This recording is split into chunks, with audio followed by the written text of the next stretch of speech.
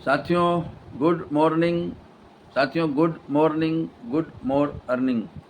कैसे हैं आप?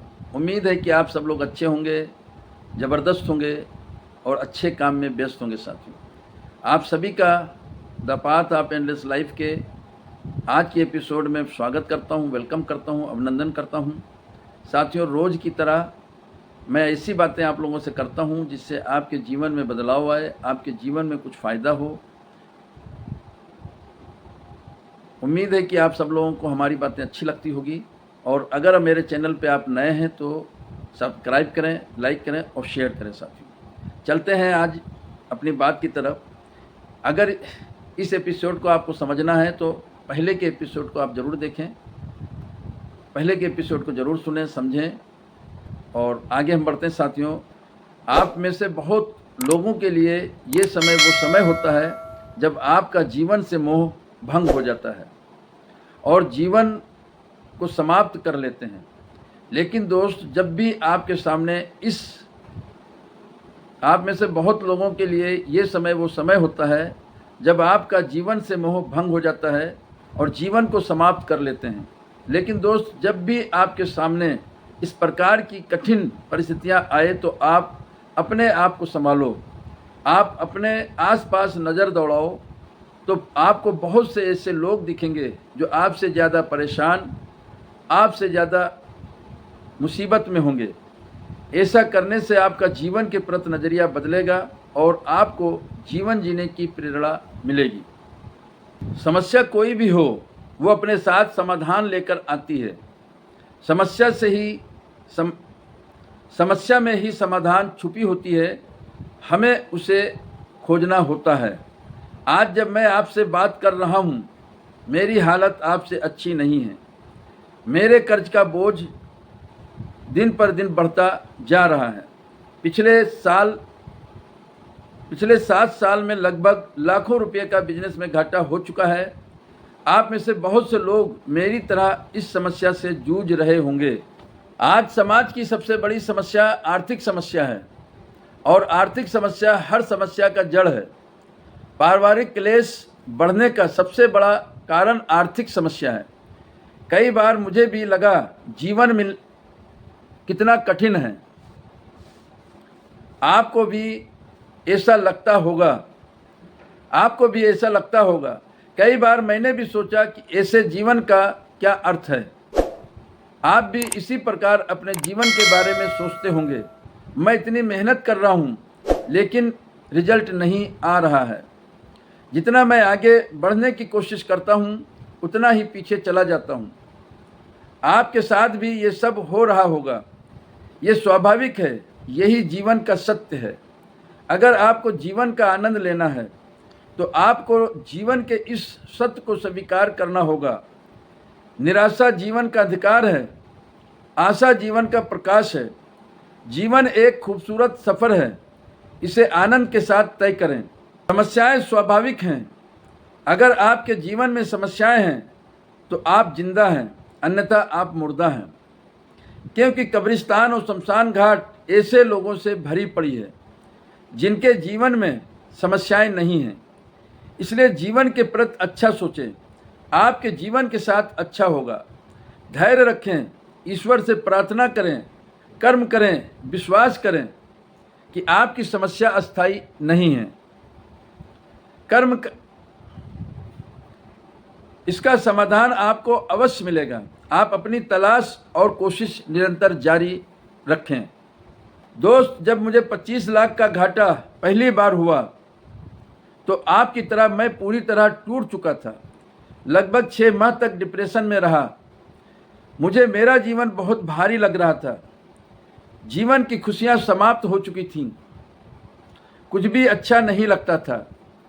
समय जैसे जैसे बीतता गया, मेरी परेशानियां हल होती गईं। इस समय मैंने एक बात सीखी कि जब भी जीवन में इस प्रकार की कठिन चुनौतियां हों, जीवन जीना भारी लगता हो, तो कुछ मत करो। समस्या से ध्यान हटाओ और समाधान पर फोकस करो। समय को गुजरने दो। समय आपके दर्द का सबसे अच्छा मलहम है।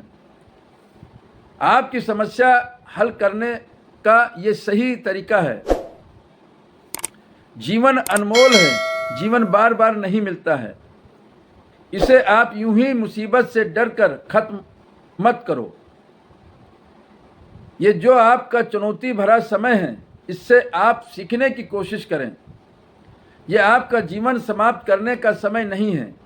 ये समय आपको और मजबूती देगा। ये परीक्षा आपको और निखारेगा, ताकतवर बनाएगा। आपको सिर्फ डटे रहना है। आपको और थोड़ा ज़्यादा सीखने की ज़रूरत है। आप उन गलतियों को तलाशें जिनकी वजह से आपकी ज़िंदगी में ये दिन आए। गलतियों को दोहराने की गलती ना करें। गलतियों से आपको सिर्फ सीखना है। अपने आप को आप सुधारित काम में लगाएं। सकारात्मक सोच वाली किताबें पढ़ें, अच्छे दोस्तों की संगत करें और वापस नए जोश जुनून के साथ काम पर लग जाएं। आप अपने आप को खुश रखें। अंदर से मान लो आपका मन हंसना न चाहता हो तो भी हंसने का नाटक करें। किसी से आपका मन मिलने के लिए ना हो तो भी आप लोगों से गर्मजोशी से मिलें।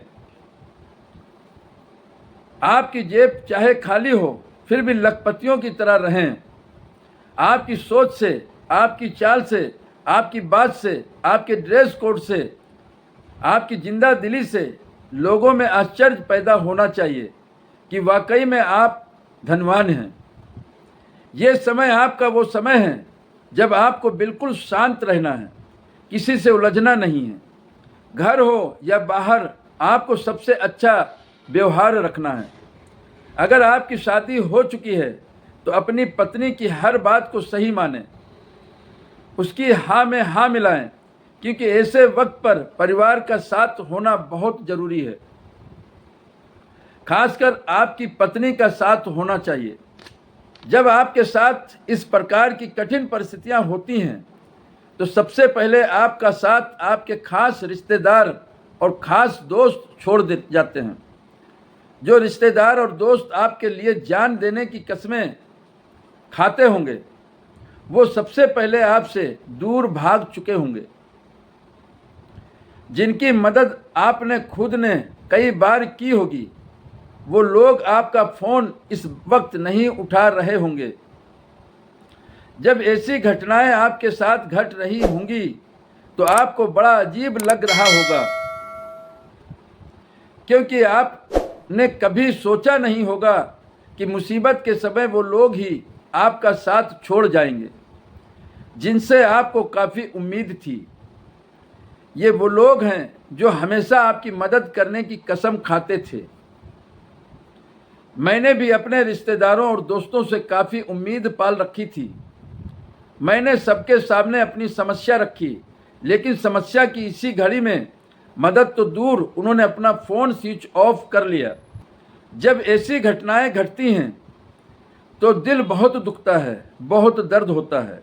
ऐसा लगने लगता है कि दुनिया बहुत मतलबी है। ऐसी दुनिया में जी कर क्या फ़ायदा। आपको ऐसे वक्त में अपने ईश्वर से प्रार्थना करें और उसी से मदद मांगें। वो बहुत रहम दिल वाला और मददगार है। वो ही हमारी मदद कर सकता है। वो आपके लिए असबाब पैदा करेगा और आपकी गैब से मदद होगी। मैं बैंक का ब्याज नहीं अदा कर पा रहा था। बैंक मैनेजर का फ़ोन बार बार आ रहा था। मणिपुर बैंक में जो गोल्ड रख कर लोग लोन लिया था, मणिपुर बैंक में जो गोल्ड रख कर लोन लिया था, उसकी नीलामी का नोटिस आ चुका था। मैं बहुत परेशान था। समझ में नहीं आ रहा था कि मैं क्या करूं। मैंने एक मकान पर बेचने के लिए बैनर लगा दिया था।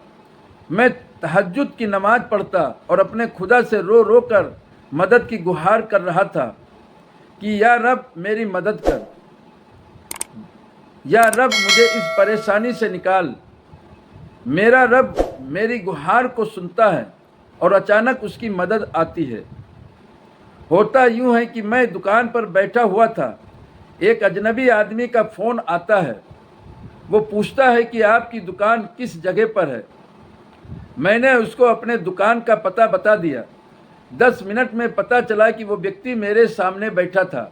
उसका नाम था डॉक्टर सैनी, जो दौसा राजस्थान के रहने वाले थे और एक नेटवर्क मार्केटिंग की प्रोडक्ट बेस्ड कंपनी के मालिक थे। एक दिन उनका परिचय घनश्याम मीना जी ने, जो मेरे शुभ चिंतक थे, मुझसे चलते चलते करवाया था। मैं नेटवर्क मार्केटिंग का ट्रेनर हूँ। उनको एक ट्रेनर की ज़रूरत थी। डॉक्टर सैनी ने मुझे 6 महीने के लिए 50,000 रुपये महीने में कंपनी की टीम को ट्रेनिंग देने के लिए रख लिया। इस प्रकार यूनिवर्सल पावर मुसीबत में फंसे हुए लोगों की मदद करता है। इस वक्त आपका काम है यूनिवर्सल पावर में अपनी आस्था को बढ़ा देना। आपकी मदद के लिए अजनबी हाथ आगे आएंगे और आपको घबराने की बिल्कुल ज़रूरत नहीं है। आपको जिससे उम्मीद होगी वो मदद नहीं करेगा। आपको जिससे उम्मीद नहीं होगी वो आपकी मदद करने के लिए आगे आएगा। पर आपको सबसे अपनी फाइन ट्यूनिंग बना कर रखना है। ये समाज की रीति है। आप इन छोटी छोटी बातों का ध्यान रखें। आप परेशान ना हों।